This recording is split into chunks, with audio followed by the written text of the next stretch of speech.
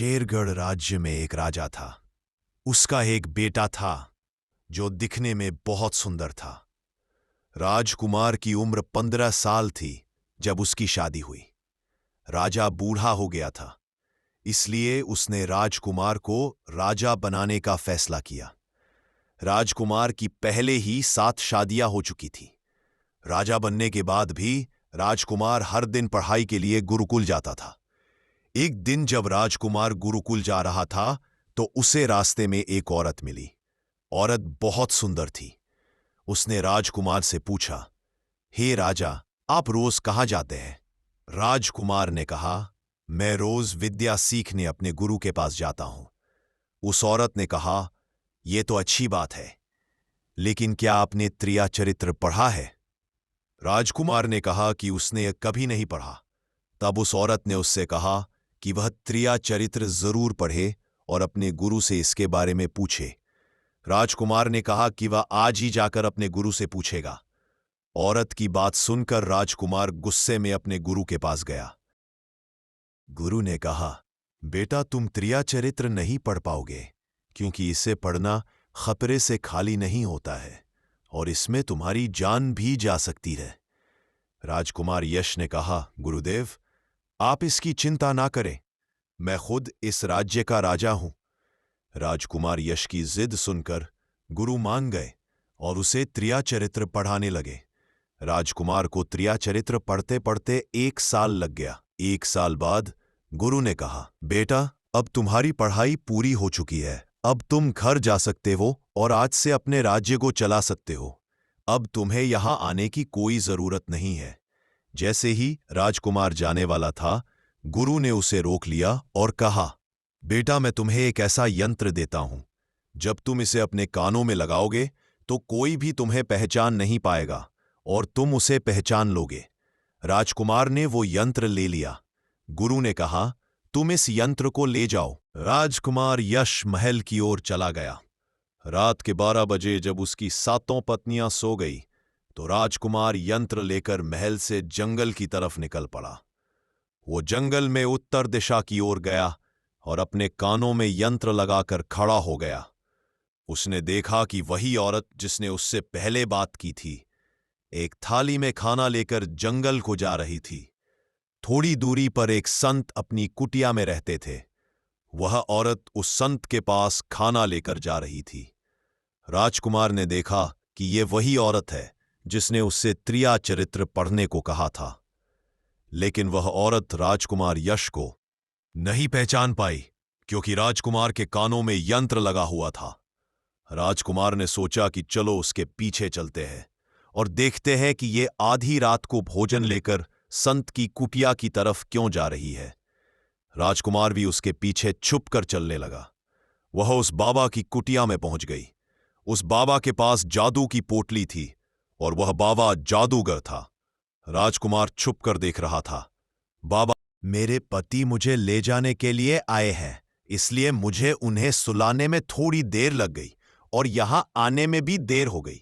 जब साधु ने यह बात सुनी कि सोमलता का विवाह हो चुका है और उसका पति उसे लेने आया है, तो साधु ने कहा कि इसका मतलब है कि तुम अपने पति के साथ जाना चाहती हो, तो हमारे पास क्यों आए हो? सोमलता ने कहा, मैं आपके बिना नहीं रह सकती। साधु ने कहा, सोमलता, इसके लिए तुम्हें एक काम करना होगा। साधु ने एक बड़ा चाकू निकाला और सोमलता से कहा, जाओ और अपने पति का सिर काटकर यहां ले आओ। अपने उस पति को मार दो जो हमारे और तुम्हारे बीच में दरार बन रहा है। तब मैं तुम्हें रख लूंगा और तुमसे विवाह करूंगा, तुम्हें अपनी पत्नी बनाऊंगा। बिना कुछ सोचे समझे सोमलता ने वह चाकू ले लिया और दौड़ते हुए अपने घर गई। उसका पति सो रहा था। वहां जाकर उसने अपने पति का सिर काट दिया और उसका सिर लेकर साधु के पास आई। राजकुमार यश उसके पीछे पीछे उसका सारा कारनामा देख रहा था।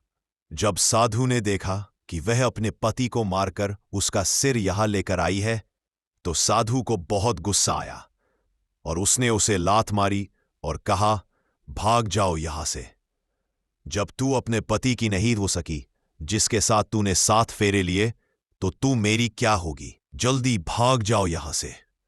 अगर तुम मेरे पास दोबारा आई तो मैं तुझे जीवित नहीं छोड़ूंगा।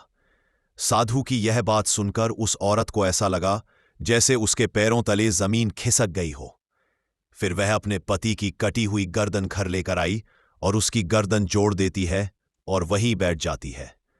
इधर जैसे ही सुबह हुई वह अपने पति के पास बैठकर रोने लगती है और चिल्लाने लगती है, देखो देखो, किसी ने मेरे पति की हत्या कर दी। लेकिन रात में उस औरत का सारा कारनामा राजकुमार देख चुका था। इधर सारे गांव वाले औरत के घर जाते हैं और उसके पति की लाश को लेकर गांव के बाहर जाते हैं उसका दाह संस्कार करने के लिए। वह औरत भी पीछे से भागती हुई रोती हुई चली जा रही थी। उधर राजकुमार यश भी जा रहे थे, जो कि अपने राज्य के राजा बन चुके थे। सोमलता भागती हुई चिल्लाती हुई पहुंची और कहने लगी, मैं सती बनूंगी, क्योंकि अगर जब मेरे पति ही नहीं रहे तो ऐसे जीवन का क्या फायदा, मैं इन्हीं के साथ सती हो जाऊंगी। राजा को उसकी बातें सुनकर हंसी आ जाती है और राजा कहता है, त्रिया चरित्र जाने ना कोई, और कसम मेरी के हुए सतीराज। राजकुमार की यह बात और कोई तो नहीं समझ पाया, लेकिन वो औरत समझ जाती है। वो कहती है, राजा साहब, आप हमारे ऊपर यह बात कह रहे हैं, लेकिन चलिए कोई बात नहीं, मैं सती हो जाऊंगी।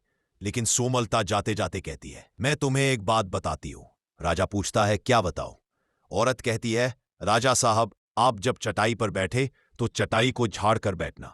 राजा कहता है, ये क्या कह रही है? मैं तो राजा हूं, मुझे चटाई पर बैठने की क्या जरूरत है? सोमलता कहती है, नहीं, जब भी तुम्हें कोई जरूरत आए चटाई पर बैठने की तो तुम चटाई को झाड़ कर बैठना। राजकुमार यश कहता है, चलो ठीक है, अगर तुम कह रही हो तो मैं ऐसा ही करूंगा। और ये कहने के बाद वह अपने पति के साथ सती हो जाती है। राजकुमार उनका अंतिम संस्कार करवाकर अपने घर आ जाते हैं। इसी तरीके से पूरा दिन बीता। उधर जब दूसरी रात आई तो अपने गुरु के कहने के अनुसार उसने वही यंत्र कान में लगाया और पूर्व दिशा की ओर उसी स्थान पर जाकर खड़ा हो गया जहां पर पिछली रात खड़ा हुआ था। दूसरी रात को राजकुमार ने क्या देखा? अपनी 7 पत्नियों को भोजन की थाली अपने पने हाथों में लेकर उसी साधु की कुटिया की तरफ जा रही थी। जैसे ही राजा ने अपनी 7 पत्नियों को उस साधु की कुटिया की तरफ जाते हुए देखा, राजकुमार के पैरों तले जमीन खिसक गई। वह अपने मन में सोचने लगा कि ये क्या चक्कर है। तभी उनमें से एक रानी राजकुमार को देख लेती है, लेकिन रानियों ने अपने पति राजकुमार को नहीं पहचान पाया। उनमें से एक रानी कहती है कि यह व्यक्ति इतनी रात को यहां क्यों खड़ा है? तब रानियों ने उस व्यक्ति को अपनी तरफ बुलाया और कहा, कृपया आप हमारी सहायता करें, इस सामान को उस कुटिया तक ले चलो। बिना कुछ सोचे समझे राजकुमार यश ने वो थाली अपने हाथों में ले ली और अपनी रानियों के साथ कुटिया तक जाने लगा। जब 7 रानियां और राजकुमार उस साधु की कुटिया में पहुंचते हैं तो राजकुमार कुछ भी नहीं बोल रहा था, क्योंकि राजकुमार देखना चाहता था कि उनके प्यार में ऐसी क्या कमी है जो उसकी 7 रानियां इस साधु के पास आती है, और इस साधु के पास ऐसा क्या है जो उसकी 7 रानियां यहां आई है। राजकुमार छुपकर यह सब जानना चाहता था। इधर जब वो 7 रानियां राजकुमार को लेकर साधु के पास पहुंची तो महात्मा राजकुमार को देखकर कहता है, यह कौन है? तो 7 रानियां कहती हैं, महात्मा जी, यह व्यक्ति हमें रास्ते में मिला, इसने हमारी सहायता की तो हम इसे अपने साथ लेकर आ गए। रानी कहती है, एक काम करते हैं, इसे आज रात यहीं रहने देते हैं, कल सुबह होते ही यह चला जाएगा। साधु उनकी बातों को मान लेता है। वह साधु अपने शिष्य को बुलाता है और उससे कहता है, आज रात के लिए इस व्यक्ति के रुकने की व्यवस्था कर दो। वो शिष्य राजकुमार को लेकर एक कमरे में जाता रहे। उस कमरे में एक चटाई बिछी हुई थी। शिष्य कहता है, देख भाई, आज तुझे चटाई पर सोना पड़ेगा। वह शिष्य राजकुमार यश को इतना कहकर वहां से चला जाता है। राजकुमार उस कमरे में अकेला पड़ जाता है। वो अपने मन में सोचता है कि आज तो नौबत आ ही गई चटाई पर सोने की। चलो कोई बात नहीं, आज की रात हम चटाई पर ही गुजार लेंगे। राजकुमार जैसे ही चटाई पर बैठने ही वाला था, उसे सोमलता की बात याद आ गई। वह सोचने लगा कि उस औरत ने मुझसे कहा था कि जब भी तुम्हें चटाई पर बैठने की जरूरत आए तुम चटाई को जरूर झाड़ लेना। आज पहले झाड़ ही लेते हैं। हो सकता है इसका कोई राज हो। जैसे ही राजा ने चटाई उठाई तो उसने क्या देखा? उसने देखा कि एक बहुत बड़ा भयानक कुआं है। जब उस कुएं को देखा तो राजा के होश उड़ गए। राजा उस कुएं के अंदर झांक कर देखता है। राजा को अंदर बहुत सारे कैदी दिखाई देते हैं, जिन्हें उस साधु ने अंदर कैद करके रखा था। उन कैदियों में से एक आदमी ने राजकुमार को पहचान लिया। उसने राजकुमार से कहा, राजकुमार, आप यहां कैसे आ गए? राजकुमार कहता है, धीरे बोलो, नहीं तो सब पोल पट्टी खुल जाएगी। तब सभी कैदियों ने कहा, राजा साहब, आप यहां से भाग जाए। हम तो यहां से निकल नहीं पाए, लेकिन आप यहां से भाग जाए, आपका भी ऐसा हाल हो जाएगा जो कि हमारा हुआ है।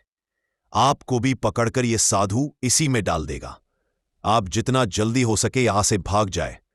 राजा जब उस कमरे के अंदर गया था तो उसने अपने कान में से यंत्र निकाल लिया था, और जब राजा वहां से भागा तो अपनी कान में यंत्र लगाना भूल ही गया। राजा को भागते हुए उन रानियों ने देख लिया था। रानियों ने जब राजा को भागते हुए देखा तो रानी कहती है, यह तो हमारे पति है। वह महात्मा से कहती है, महात्मा जी, अब तो हमारी सारी पोल पट्टी खुल जाएगी। उन्होंने हमें यहां देख लिया है, अब हमारा क्या होगा? और साधु कहता है, तुम यहां क्या देख रही हो? जल्दी जाओ और अपने पति को पकड़ कर लाना। तो रानियां राजकुमार को पकड़ने के लिए दौड़ी दौड़ी जाती है, लेकिन वो राजकुमार जो राजा था इतना तेज था कि वो अपने महल जा पहुंचा। घबराई रानियों के तो होश उड़ गए। फिर वे वापस उसी बाबा के पास आती है और बाबा से कहती है, महाराज, अब तो हमारे पति हमें जीवित नहीं छोड़ेंगे। हम जैसे ही घर जाएंगे वो हमारी जान ले लेंगे। महात्मा, आप हमें बचा लीजिए, इसका कोई उपाय कीजिए। तब जाकर वह साधु रानियों को एक जादुई कील देता है और कहता है कि जब तुम जाओ तो अपने पति को बहला फुसलाकर उसके माथे में यह जादुई कील घुसा देना। ये तुम्हारे पति को ढेर बना देगा और साथ मिलकर उसे मार देना। बस कहानी खत्म हो जाएगा। वे सातों रानियां साधु की बात मान लेती है और जादुई कील लेकर महल आती है।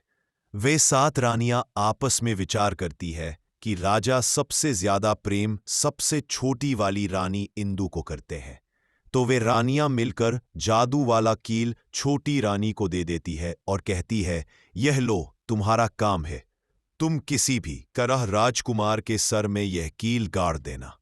तो छोटी वाली रानी कहती है, ठीक है, और छोटी वाली रानी कील ले लेती है। जब राजा ने उन 7 रानियों को आते हुए देखा तो क्रोध में कहा, पहले तुम यही रुको, पहले मुझे यह बताओ कि हमारे राज में और मुझ में ऐसी क्या कमी है कि तुम आधी रात को उस साधु के पास जाते हो? इसका क्या कारण है? 7 रानियां हाथ जोड़कर कहती है, महाराज, हमें माफ कर दीजिए। हमें लगता है कि उस साधु बाबा ने हम पर कोई जादू टोना कर दिया था, इसीलिए हमसे ऐसी गलती हो गई। आगे से ऐसी गलती हमसे कभी नहीं होगी। छोटी रानी इंदु की ऐसी बातें सुनकर राजा उनकी बातों को मान लेता है, क्योंकि वह राजा छोटी रानी से बहुत प्रेम करता था। राजा भी सोचने लगता है कि शायद उस बाबा ने ही इन पर कोई जादू टोना किया होगा, और अपनी 7 पत्नियों को माफ कर देता है और कहता है, ठीक है, तुम अपने कमरे में चली जाओ। सबसे छोटी रानी, जिसे राजकुमार बहुत प्रेम करता था, वो राजा को खाना खिलाती है और राजकुमार को सुला देती है। जब वह राजा सो गया तो वे रानियां भी वहीं आ जाती है। सबसे छोटी रानी जो थी वह जादुई कील निकालती है और राजा के माथे में घुसा देती है। राजा पूरी तेजी से उठा, लेकिन इतने समय में वो ढेर बन चुका था। अब उस राजा में इतनी शक्ति नहीं थी कि उन 7 रानियों से मुकाबला कर सके। वे 7 रानियां उस राजा को पकड़ने लगी। राजा फिर भी हिम्मत नहीं हारी और अपने महल की खिड़की से कूदकर राजा भागते भागते अपने गुरु के पास पहुंच गया और कहने लगा, गुरुजी, मेरी जान बचाइए, नहीं तो मैं मर जाऊंगा। गुरु कहते हैं, बेटा, मैंने तुमसे कहा था कि तुम त्रिया चरित्र मत सीखो, इसमें जान भी जा सकती है। देखा इसका नतीजा। राजकुमार कहता है, गुरुदेव, मुझे माफ कर दो और जल्दी मेरी जान बचाओ, नहीं तो मैं मारा जाऊंगा। मेरी पत्नी ने मेरे सर में जादुई कील ठोकी है, जिसकी वजह से मैं ढेर बन चुका हूं। गुरु ने जब ध्यान से देखा तो कहा कि यह वही कील है जो साधु ने दिया है। मैं तुम्हें अब नहीं बचा सकता। राजकुमार कहता है, नहीं गुरुदेव, ऐसा मत कहिए। मैं आपका शिष्य हूं। आपका कर्तव्य है मेरी जान बचाना। तो गुरु कहते हैं, बेटा, मैं तुम्हें बचा तो नहीं सकता, लेकिन एक उपाय है। राजकुमार पूछता है, क्या उपाय है? तब गुरु कहते हैं कि हम तुम्हें तोता बना देंगे। तुम केलावती जाकर रहना, क्योंकि केलावती पर जादू नहीं चलता है, और तुम्हें जब बहुत प्रेम करने वाली स्त्री मिलेगी तो तुम फिर से राजकुमार बन जाओगे। राजकुमार कहता है, ठीक है गुरुदेव, आप हमें तोता बना दीजिए। तो गुरुदेव उसे तोता बना देते हैं, और वह तोता बनने के बाद वहां से उड़ा और केलावती जहां तोता रहते थे वहीं जाकर रहने लगा। सातों रानियां उस राजकुमार को खोज रही थीं। जब राजकुमार नहीं मिला तो फिर से उस बाबा के पास जाती है और कहती है, बाबा जी, वह रात को राजा भाग चुका है। आप अपनी पोटली निकालिए और देखें कि वह कहाँ है। तो वह महात्मा अपना पोटली खोलता है और देखने लगता है कि वह राजकुमार अभी तक तोता बनकर राजा के घर में रह रहा है। वह साधु यह बात रानियों को बताता है। तो रानियां कहती है, स्वामी, अब क्या करें? वह साधु कहता है कि अब तुम अपने राजमहल में जाओ और जाकर घोषणा कर दो कि जो भी तोता पकड़कर लाएगा, हम उसे 5 सोने के सिक्के देंगे। उस राज्य के जितने भी बहेलिया थे वह तोता पकड़ने के लिए चारों तरफ घूमने लगते हैं, और जो भी तोता पकड़ते वह रानी के पास जाते और 5 सोने के सिक्के ले लेते थे और वहां से चले जाते, और वे 7 रानियां उस तोते को मार देती थी। ऐसे ही धीरे धीरे बहुत समय निकल गया, और वह राजकुमार जो तोता बनकर गया था वहां सारे तोतों से बहुत अच्छी अच्छी बातें करता था। सारे तोतों को लगा कि यह तोता तो बहुत समझदार है, यह तोता तो बहुत अच्छी अच्छी बातें करता है, इसे हम अपना राजा बना लेते हैं। और सभी तोते मिलकर उसे राजा बना लेते हैं। राजकुमार सभी तोतों का राजा बन जाता है और वहीं छुपकर रहने लगता है। एक बहेलिया तोता पकड़ते पकड़ते सुखवती के उस पेड़ के पास पहुंच जाता है जहां पर वो राजकुमार तोता बनकर छुप कर रहता था। जब उस बहेलिया ने इतने सारे तोते को देखा तो अपने मन में सोचा कि अगर हम इतने सारे तोते पकड़कर रानी के पास ले जाएंगे तो हमें बहुत सारी सोने के सिक्के मिल जाएंगे। लेकिन वो बहेलिया सोचता है कि मैं इतने सारे तोते पकड़कर कैसे ले जाऊं। फिर अगली सुबह सारे तोते दाना चुगने के लिए उड़ जाते हैं। तभी वह बहेलिया उस पेड़ के पास जाकर उसकी डालों पर चाकू से कट लगा देता है, जिस कारण से उस पेड़ की गोंद निकलती है, और उसी गोंद के कारण तोते उस पेड़ पर चिपक जाने वाले थे।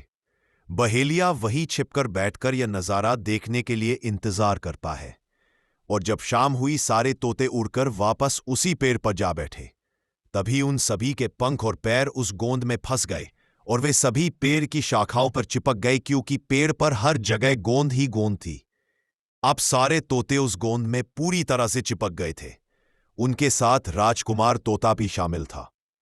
तभी वे सभी अपने गुरु राजकुमार तोते से अपनी जान बचाने के लिए सलाह मांगने लगे, और एक तोता कहता है, हे राजन, आप कुछ भी उपाय हमें आजाद कराओ, नहीं तो सुबह बहेलिया आएगा और हमें पकड़कर ले जाएगा, मार डालेगा। तभी राजकुमार उन सभी को शांत करके कहता है, मेरी बात को ध्यान से सुनो। जब सुबह बहेलिया आएगा तब तुम सभी मरने का नाटक करो, जिस कारण से वह बहेलिया तुम्हें निकालकर जमीन पर रख देगा। उसे ऐसा लगना चाहिए कि सारे तोते मर चुके हैं। समय रहते तुम सभी उड़कर अन्य सुरक्षित जगह पर जाना, बाकी मैं सब कुछ संभाल लूंगा। फिर वे सभी अपनी योजना के अनुसार पेड़ पर लटक गए, मानो जैसे सभी मर चुके थे। फिर दूसरी सुबह जब बहेलिया वहां आता है तो वह देखता है कि सारे तोते मर चुके हैं, और उसे इस बात का दुख हो रहा था कि सारे तोते मर चुके हैं। इसलिए वह उन सभी को पेड़ से निकालकर जमीन पर रख देता है। तभी सही मौका देखकर सारे तोते झट से उड़ गए। वहीं दूसरी तरफ उसने देखा कि जो राजकुमार था, जो तोता बना हुआ था, वह वहीं पर रह गया, और नीचे जितने भी तोते थे वह सभी उड़कर भाग गए। बहेलिया ने सोचा, अरे यह क्या हुआ? इस पेड़ पर सिर्फ एक ही तोता है जो कि मरा लटका हुआ है, और जितने तोते मैंने छुड़ाकर नीचे फेंके वह सभी उड़कर भाग गए। बहेलिया ने सोचा, इसका मतलब यह सारे तोतों ने मिलकर मेरे साथ धोखा किया है। अब राजकुमार जो तोता बना हुआ था वहीं सिर्फ पेड़ पर लटका हुआ था। बहेलिया कहता है कि यह सब तुम्हारी चाल है। चलो, अब मैं तुम्हें लेकर जाऊंगा और रानी के हाथ बेच दूंगा, और मुझे 5 सोने के सिक्के मिल जाएंगे। और इधर वो बहेलिया उस तोते को बेचने के लिए रानी के पास जाने लगता है। रास्ते में वो तोता कहता है कि तुम मुझे कहाँ ले जा रहे हो? तो वो बहेलिया कहता है, मैं तुम्हें बेचने के लिए रानी के पास ले जा रहा हूं। अगर मैं तुम्हें वहां बेच दूंगा तो मुझे 5 सोने के सिक्के मिलेंगे। राजकुमार कहता है कि मैं अगर तुम्हें 5 सोने के सिक्के दिला दूं तो क्या तुम मुझे नहीं बेचोगे? बहेलिया कहता है, तुम मुझे 5 सोने के सिक्के कैसे दिलाओगे? तोता कहता है कि राजा के केलावती बाजार में ही बेचो, मूल्य मैं स्वयं बताऊंगा। बहेलिया उस तोते की बात मान लेता है और रानी के पास बेचने की जगह राजा के राज्य के मेले में तोते को बेचने चला जाता है। और राजा के राज्य में यह नियम था कि अगर किसी व्यक्ति का सामान शाम तक नहीं बिके तो वो राजा स्वयं आकर उसे खरीद लेता था। बहेलिया उस तोते को लेकर बाजार में पहुंचा हुआ था। जब कोई व्यक्ति उस तोते को खरीदने आता है, वह पूछता कि यह कितने का है, तो वह बहेलिया कहता है कि तोता अपना दाम स्वयं बताएगा। तो वह तोता अपना दाम इतना बता देता कि कोई भी व्यक्ति उसे खरीद ही नहीं पाता। ऐसे ही करते करते शाम हो गई और अब सभी अपने अपने दुकान लेकर चले गए। बस एक बहेलिया और एक तोता ही रह गए थे। इधर राजा ने अपने सिपाहियों को आदेश दिया कि जाओ देख कर आओ, किसी का सामान तो नहीं रह गया है। जब राजा के सिपाही आए तो उन्होंने देखा कि एक बहेलिया तोते को लेकर बैठा हुआ है। सिपाही बहेलिया से कहते हैं कि बहेलिया, तुम्हारा तोता क्यों नहीं बिका? तुम इसे कितने में बेच रहे हो? तो तोता कहता है कि जो इन्हें 500 सोने के सिक्के देगा वही मुझे खरीद पाएगा।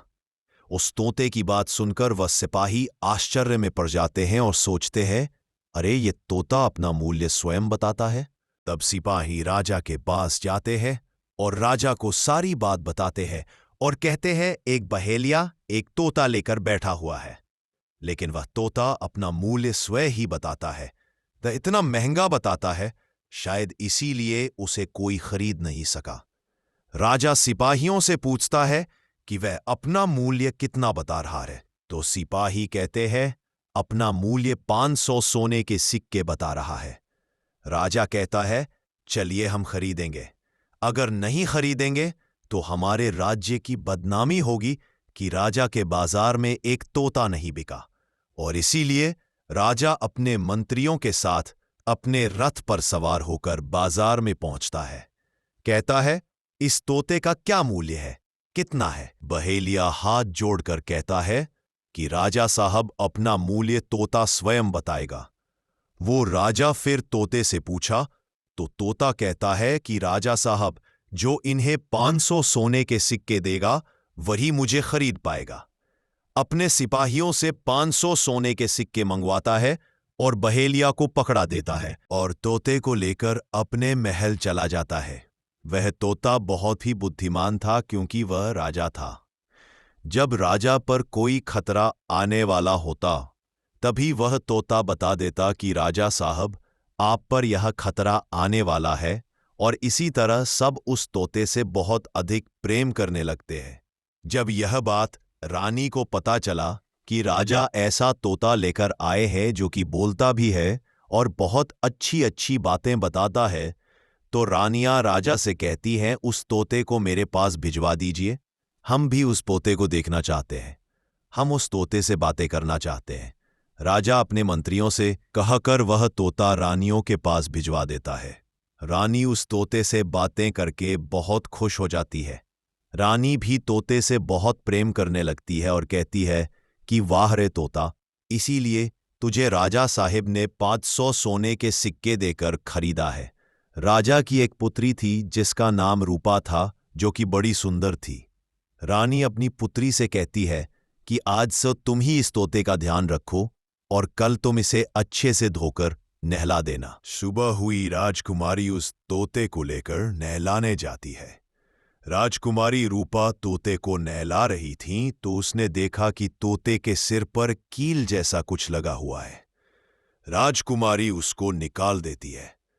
राजकुमारी जैसे ही कील को निकालती है, वह तोता पहले वाला एक सुंदर सा राजकुमार बन जाता है। उसे देखकर राजकुमारी घबरा जाती है। राजकुमार कहता है कि तुम घबराओ नहीं, यह कील वापस से मेरे सर में लगा दो तो मैं फिर से तोता बन जाऊंगा, और इसके बारे में मैं तुम्हें रात में बताऊंगा। तुरंत ही वह राजकुमारी वह कील राजकुमार के सर में लगा देती है और वह वापस से तोता बन जाता है। रात को राजकुमारी तोते को लेकर अपने कमरे में जाती है और उसके सर से कील निकाल देती है और वह तोता फिर से राजकुमार बन जाता है। राजकुमार यश अपनी सारी कहानी उस राजकुमारी को बताता है और कहता है, माफ करना, यह कहानी तुम किसी को नहीं बताना, नहीं तो मेरी जान चली जाएगी। राजकुमारी रूपा इसके बारे में अपनी माता और पिता को भी नहीं बताती है और रात को राजकुमारी उस तोते को अपने कमरे में ले जाती और उसके माथे से कील निकाल देती और वो राजकुमार बन जाता है। और रात में वो दोनों साथ में ही रहते हैं और ऐसे ही धीरे धीरे समय निकलता गया। राजकुमारी को राजकुमार से प्रेम हो जाता है। इधर क्या हुआ, जो राजकुमारी की पत्नियां थीं वो बहुत सारे तोते मरवा देती है, लेकिन जो राजकुमार तोता बना हुआ था वह उन्हें नहीं मिलता है और वे उसी साधु के पास जाती है और कहती है कि हे महात्मा, हमारे पति तो अभी तक हमें नहीं मिले, हम अब क्या करें, उन्हें कैसे मारे। वह साधु फिर से अपनी पोटली खोलता है और देखता है कि वो राजकुमार अभी तक तोता बनकर राजा के घर में रह रहा है। उस साधु रानियों से कहता है कि तुम एक काम करो कि तुम नृत्य कला सीख लो, हम सभी मिलकर उस राजा के घर नृत्य कला करने जाएंगे और जब राजा हम पर खुश हो जाएगा और हमें कुछ मांगने को कहेगा तो हम उस तोते को ही मांग लेंगे और फिर आसानी से उसे मार देंगे। धीरे धीरे समय बीता। साधु तबला बजाना और रानी पूरी तरह से नृत्य कला सीख चुकी थी। साधु उस तोते को उस राजा से मांग सकते हैं। साधु अपना भेष बदलकर उन 7 रानियों को नृत्य कला वाली स्त्री बनकर के राजा के दरबार में पहुंच गए। राजा उस साधु से पूछता है कि आप लोग कौन हैं, यहां क्यों आए हैं। साधु कहता है कि हम सब नृत्य कला वाले हैं, आपके महल में हम नृत्य कला दिखाना चाहते हैं। राजा को भी गाने और बजाने का बहुत शौक था, मान जाते हैं। उधर वो साधु अपना गाना बजाना चालू करता है। जब उनकी गाने बजाने की आवाज तोते के कानों में पहुंची तो तोता समझ गया कि वह साधु उसकी 7 रानियों को लेकर भेष बदलकर यहां पर आ गया है, अब उसकी जान नहीं बचेगी। लेकिन जब राजकुमारी उस तोते को लेकर अपने कमरे में जाती है, उस तोते के सर से कील निकालती है और वह तोता राजकुमार बन जाता है और वह राजकुमार सारी बातें उस राजकुमारी को बताता है। कहता है कि देखो, जो ये गाने बजाने वाले आए हैं ये वही साधु है, ये गाने बजाने से राजा को खुश कर देगा और बदले में मुझे मांग लेगा और ले जाकर मुझे मार देगा। राजकुमार कहता है कि सुनो राजकुमारी, रूपा जब राजा आदेश दे कि तोते को लेकर आओ तो तुम मुझे मत देना, जब राजा खुद ही मुझे लेने आए तब भी तुम मुझे मत देना। कहना कि तोता को नहीं दूंगी, और जब राजा ना माने, राजा तुमसे जिद करे और मुझे मांगे, तब तुम गुस्से में आकर के पिंजरे को फेंक देना। उसके बाद मैं अपने बचने का रास्ता हम स्वयं ही ढूंढ लेंगे। राजकुमारी कहती है कि ठीक है, और वहां गाना बजाना हुआ तो राजा खुश होकर उन्हें कहते हैं कि मांगो, क्या मांगना चाहते हो। वो साधु कहता है कि जो आपके पास तोता है, जो आप कुछ दिनों पहले ही खरीदे हैं, वो तोता आप मुझे दे दो। राजा कहता है ठीक है। राजा अपने मंत्री को आदेश देता है कि जाओ उस तोते को लेकर आओ। मंत्री राजकुमारी के पास पहुंचता है और कहता है कि ये तोता मुझे दीजिए। राजकुमारी कहती है, नहीं दूंगी। मंत्री कहता है कि देखिए, आप जिद मत कीजिए। राजकुमारी कहती है कि तुम जाओ और मेरे पिताजी को यहां भेजो, वही आकर इसे ले जाएंगे। मंत्री राजा को जाकर सारी बात बताता है। राजा स्वयं आता है उस तोते को लेने के लिए। वह राजा जाकर कहता है कि बेटी, ये तोता मुझे दे दो, यह नृत्य कला वाले को देना है। तो राजकुमारी कहती है कि पिताजी, ये तोता मैं नहीं दूंगी।